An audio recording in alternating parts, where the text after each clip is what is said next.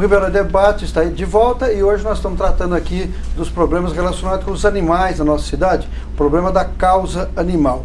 Eu queria que a Deise falasse para nós o seguinte, Deise, a gente sabe que tem alguns problemas com os animais que afetam diretamente a saúde do ser humano, não tem? Fala um pouco disso aí. A gente tem algumas doenças, a mais conhecida aí, que a gente tinha uma prevenção muito boa e aí teve alguns problemas aí recentes que parou a vacinação, né? Que foi a vacinação contra a raiva, que em Ribeirão todo ano é achado focos, que sempre a gente vê focos. Acharam 7 focos no ano passado. De raiva, né? Que é um morcego contaminado. Isso. Ele tendo contato com o cão ou com o gato, pode passar para o homem através da saliva. É uma doença que não tem cura, tanto para o animal quanto para o humano. Portanto, se pegou raiva, morre.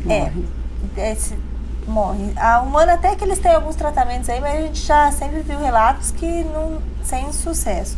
E tinha até o controle de vacinação, muitos anos até estava bem controlado. Aí deu um problema uns 2 anos atrás e ficaram sem a vacina. E esse ano parece que eles estão começando a voltar a vacinar, mas a população fica meio com medo, porque deu problema, alguns animais morreram por uma reação ainda sem explicação exatamente o que aconteceu, que passa para o homem. Então, assim, isso já é a zoonose, né? Saúde pública. Então, quer dizer, a gente controlando o controle populacional dos animais, a gente também consegue ter um controle aí desse tipo de doença. E a própria sarna, que você já mencionou, ela pode passar para o ser humano, né? Pode passar para o ser humano e tem várias outras doenças, Tem né? a leishmaniose, né, que está com problema sério no Brasil. Que a gente não é região ainda, mas como ela tem avançado... Mas pode vir a ser. Pode vir a ser, então, quer dizer, o controle do vetor, né?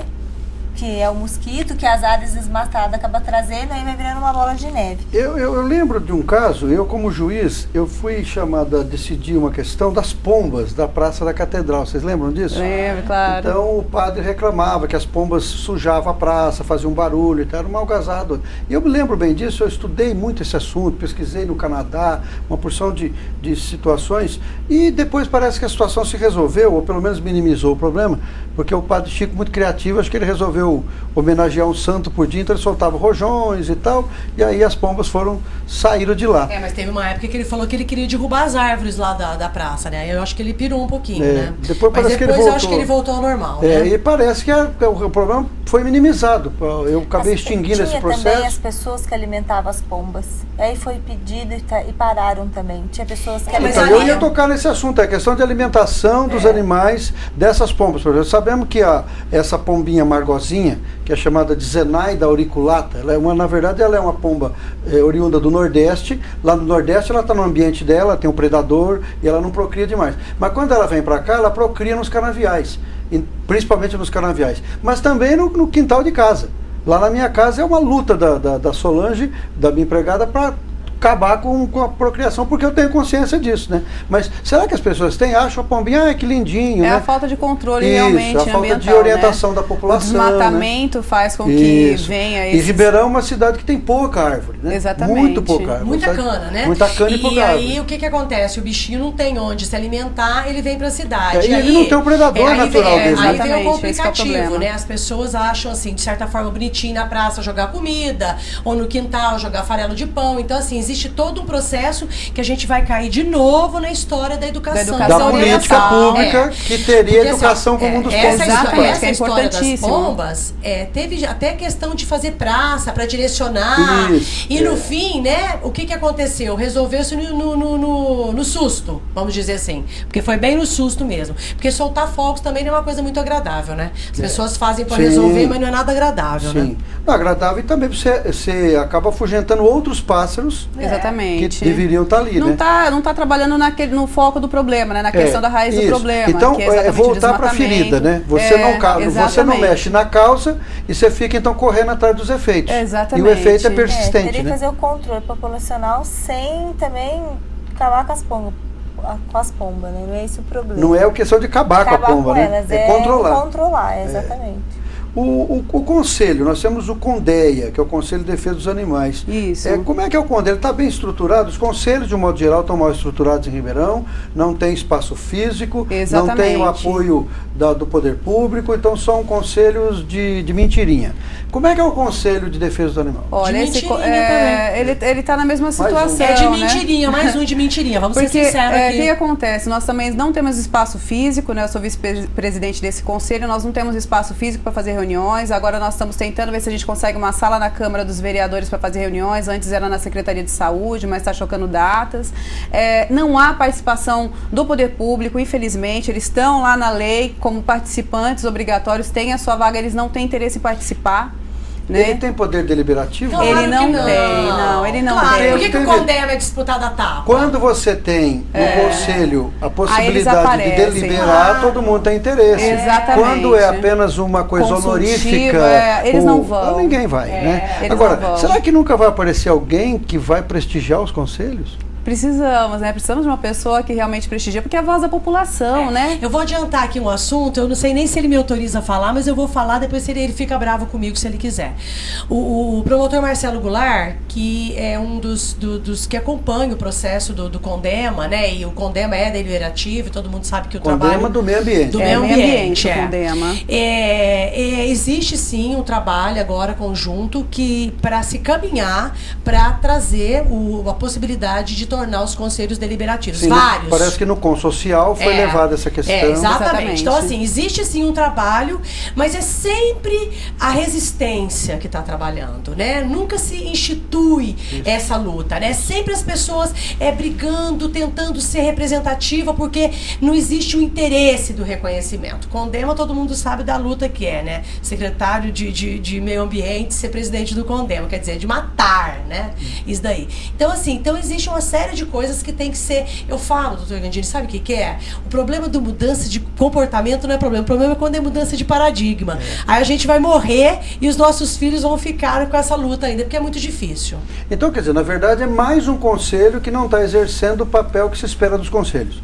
Mais um conselho que não tem realmente força política para poder exercer. Há uma boa intenção, das pessoas participam, você mesmo participa, mas a gente não tem essa força que deveria ter para realmente tratar as causas aqui, os problemas acaba não avançando na ideia da política pública. Exatamente. Porque o conselho seria um instrumento fantástico para elaborar a política pública. De decisão, seria de fiscalização, é maravilhoso.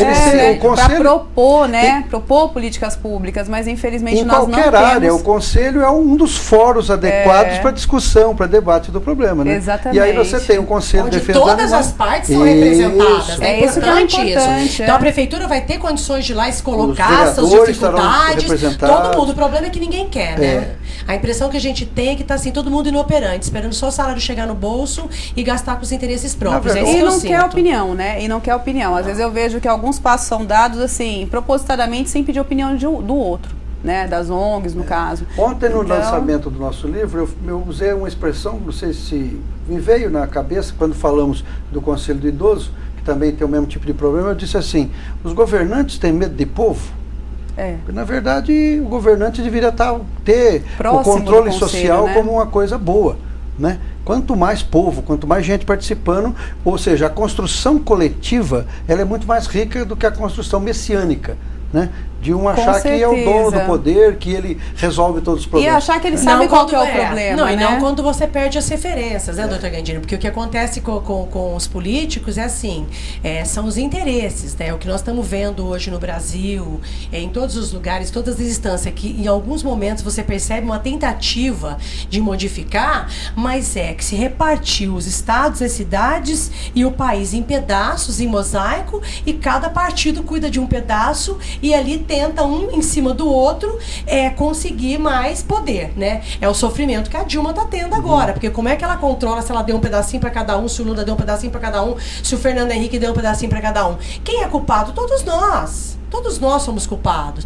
Então, assim, não adianta pôr nome em um, pôr nome em dois, todos somos culpados da problemática que nós estamos vivendo. E não é diferente em Ribeirão. Né? Então, assim, virou uma bacia em que dividiu. Gente, tudo bem, ganhar bem um político é legal, mas o que nós temos que fazer é administrar, é tentar pelo menos trazer um retorno da população, porque nem isso a gente está vendo. E Ribeirão está pior que todos os lugares, pelo que eu estou sentindo. Está pior que tudo, né? Tá muito difícil viver aqui.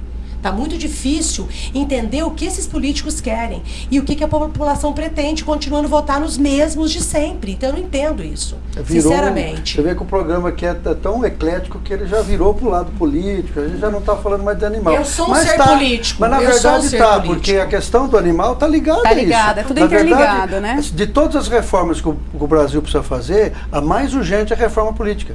Nós temos 29 partidos no Brasil. Me fala qual outro partido, qual outro país que tem isso? Eu nem sei. Não é? O senhor sabe falar os 29 dele? Não, também ninguém não sei. sabe, nem eles, eu acho. Nem o TSE, sabe? Não, ninguém sabe mais. Por isso, não me incomodo mais com partido, me incomodo com pessoas. Eu também acho que é por aí. Então eu queria, só para a gente voltar aqui para focar um pouquinho, que o tempo está terminando, eu queria falar da política de castração. Parece que quando você vai mexer na ferida, e enquanto nós não temos uma política pública, enquanto nós não temos um conselho que seja realmente deliberativo e prestigiado pelo poder público, parece que a castração é uma das maneiras de mexer na ferida. Quanto custa uma castração em média e por que não se faz mais? Está falando pela ONG ou no pet shop? Ou pela ONG, ou pet shop, enfim, quanto custa pela ONG? Vamos falar pela ONG para não botar preço no serviço dos outros. Uma média, né? A Deise olhou para mim, porque assim, é o valor assim, que é divulgado pela ONG, mas uma média, vamos falar de uma média, né? Uma gata hoje, R$70, né? E uma cachorra média, R$100. Tá? Só que se você for numa clínica, né, Deise? Você vai... Eles vão cobrar uns R$150 uma gata, uns R$300 um cachorro. Tá. E esse quem valor, pode pagar, vai na clínica e paga. Quem não pode, ou vai numa ONG. Exatamente. E a ONG, ou então deveria fazer... Quem pode pagar, quem pode pagar normalmente vai na ONG. E aí quem não pode pagar, a ONG faz com projetos sociais, que o trabalho que a Ava faz, que a Compaixão faz, que o Murilo faz. E que o CCZ está fazendo também nos apoiando. Só que assim... é insignificante diante da necessidade. Tá muito tímido. Esse que é o problema. Se a gente for ver, saiu um estudo em 2008 falando da cidade de São Paulo, que na realidade reflete todas as cidades, falando que se até 2030 não fosse castrados animais em massa, ou seja, 70% dos animais da cidade fossem castrados, a gente teria um maior número de animais do que de pessoas na cidade de São Paulo. Por quê? Porque enquanto nasce uma criança, nascem mais ou menos 15 animais, 15 cães e 45 gatos. Então essa é a média. E esse estudo da USP veio falar da importância da castração, mas desse trabalho em políticas públicas para a castração. Por isso que a Cris falou assim, olha, o CCZ faz, só que 1.000, 2.000 castrações numa cidade de 600 mil habitantes é insignificante. É nada. Você entendeu? É nada. A Americana está castrando 4.000 e ainda é pouco. E a Americana tem 200 mil habitantes, ou seja, nós temos 3 vezes mais. Se a gente for partir dessa média, a gente teria que estar com 2.000 castrações anuais, 12.000 quer dizer, né? E não 2.000, 12.000. Nós vamos ter que terminar, o tempo está terminando. Eu queria agradecer aí a Cristina, agradecer a Viviane e a Deise pela participação. Muito interessante, foi um debate gostoso, né? E a gente aprende muito com isso. Vamos Eu acho que depois o nosso telespectador certamente sai mais bem informado, mais conscientizado, e ao chegar nas eleições ele vai poder fazer as opções que ele achar melhor para que essa questão seja resolvida, né? A gente volta daqui a pouco. Eu lembro a você que nós estamos sorteando hoje 2 ingressos para o espetáculo Concertos Internacionais da Orquestra Sinfônica de Ribeirão Preto, ali no Pedro II, que são 2 joias de Ribeirão Preto, da cultura, tanto o teatro quanto a orquestra, que são pouquíssimas cidades que têm o privilégio de ter essas 2 coisas ao mesmo tempo. E também um livro que nós lançamos ontem, Políticas Públicas para um País que Envelhece. A gente volta já já, até daqui a pouco.